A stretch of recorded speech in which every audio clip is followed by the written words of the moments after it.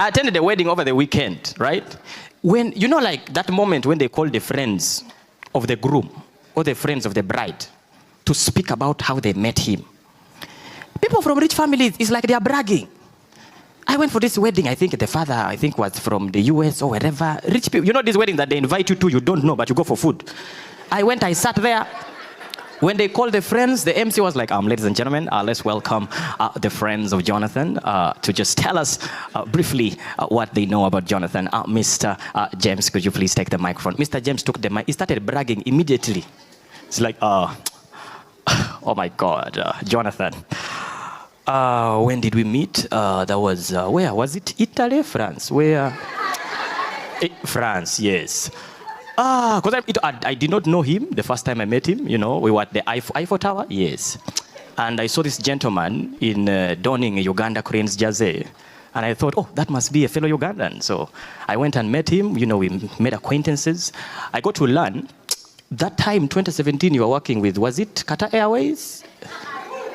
Yes, Qatar Airways. He was going through a tough time. I remember your salary was around 60 million. 60, and you were really struggling. Rent was disturbing him. He told me, he said, you know, James, I have to leave Qatar Airways. I said, it's okay. So I made some phone calls, and I got you a job with the British Airways, but you turned it down. The allowances were, really, 100 million is not. But finally, you started working with Fly Emirates, and I'm really glad that he's one of the best aero engineers in the world. Ladies and gentlemen, let's clap for Jonathan. He's one of the best. I was seated there. 60 million is a problem. Have you ever felt out of place in a wedding?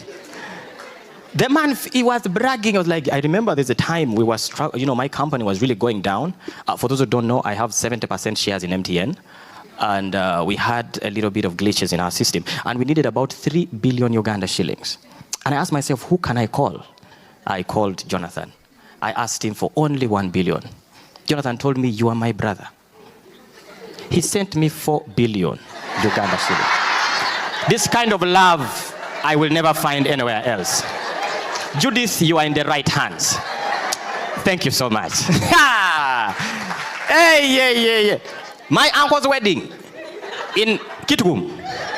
Poor people, let me tell you, everyone knows, you don't want your friends to talk. Because they'll bring stories that are humiliating. My uncle was sitting there.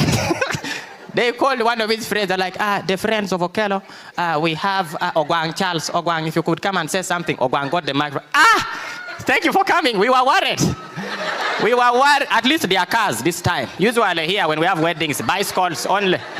Thank you for coming. Thank you for coming. You see Okello here, eh? I met Okello, it was 2001, 2. Yes, Okello was in where? Chiriandongo police station. I remember we met. You had stolen chicken, goats, what had you? Yes, chicken, eh?